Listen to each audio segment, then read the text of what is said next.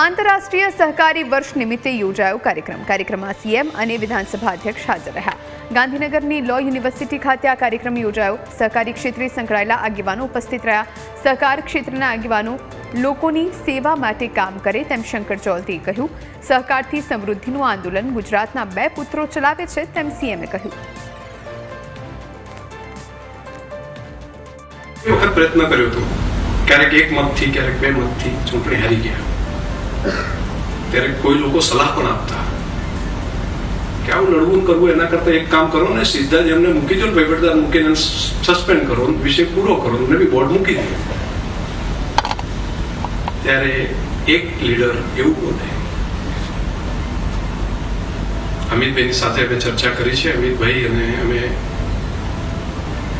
એ મત ઉપર આવ્યા છીએ કે ચૂંટણી લડીને જીતી શકાય, પરંતુ સહકારિતાનો આત્મા છે એનું ગળું ટૂંપીને અમે ક્યારેય સહકારી સંસ્થા ન લઈ શકીએ.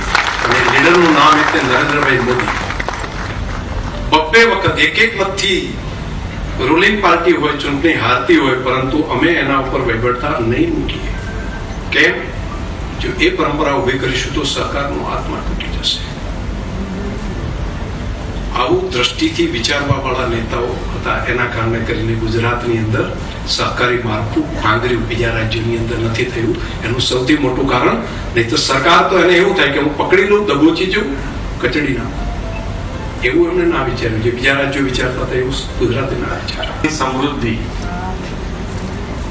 સહકાર આપણે વર્ષોથી આપણી સંસ્કૃતિ બી એ છે. વસુદેવ કુટુંબકમ, દરેક જણને કુટુંબના સભ્યો માનીએ તો ક્યાં તકલીફ પડે એવું છે? પડે તકલીફ? ક્યાંય તકલીફ ના પડે.